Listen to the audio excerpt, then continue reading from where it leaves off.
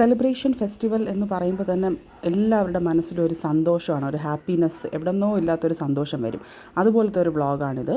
ഇത് ഗണപതി ചതുർത്ഥിയുടെ അന്ന് ഞാൻ ചെറുതായിട്ടൊന്ന് വീട്ടിൽ തന്നെ ഗണപതി വെച്ച് പൂജയൊക്കെ ചെയ്ത് 1 ഡേയുടെ ഒരു പൂജയായിരുന്നു അത്, ഒരു ദിവസത്തെ.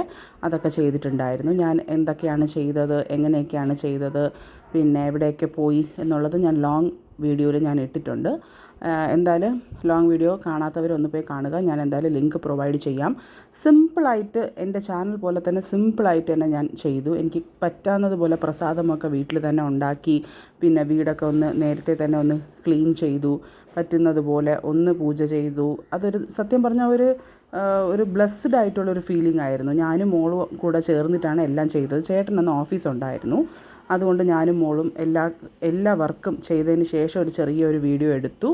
അങ്ങനെ എന്താ പറയുക, എത്ര ചെയ്താലും മതി വരാത്ത ഒരു ഫെസ്റ്റിവലാണത്. പിന്നെ ബോംബെ ആണ് എനിക്ക് കൂടുതലും മിസ്സാവുന്നത്. ഗണേശ് ചതുർത്ഥി എന്ന് പറയുമ്പോൾ തന്നെ കൂടുതലും ഞാൻ ബോംബെ ആണ് മിസ് ചെയ്യുന്നത്. എന്ന് വെച്ചാൽ അവിടെയാണ് സത്യം പറഞ്ഞാൽ ആഘോഷം. ഒരു 10 ഇല്ലെങ്കിൽ 11 ഡേയ്സ് ഓഫ് ആഘോഷം വന്നിട്ട് അവിടെയാണ്. അത് പറയാതിരിക്കാൻ വയ്യ. ഓരോരോ രീതിയിൽ അവിടുത്തെക്കാർ ഡെക്കറേഷൻ ചെയ്യുന്നതൊക്കെ ആയിട്ട്. അപ്പോൾ എനിക്ക് പറ്റാവുന്നതുപോലെ സിമ്പിളായിട്ട് ഞാൻ ഡെക്കറേഷനൊക്കെ ചെയ്തു. വീട്ടിൽ എവിടെയൊക്കെയാണോ വിളക്ക് വയ്ക്കാൻ പറ്റുന്നത് വിളക്ക് വെച്ചു. ഒരു ബ്ലെസ്ഡ്, ഒരു സന്തോഷം, എവിടെന്നോ ഇല്ലാത്തൊരു സമാധാനമായിട്ടുള്ള ഒരു ഡേ ആയിരുന്നു അത്. വീട് ഞാൻ നന്നായിട്ട് തന്നെ ക്ലീൻ ചെയ്തിട്ടുണ്ടായിരുന്നു. അതിൻ്റെ ടൈലൊക്കെ നന്നായിട്ടൊന്ന് റിഫ്ലക്റ്റ് ആവുന്നത്.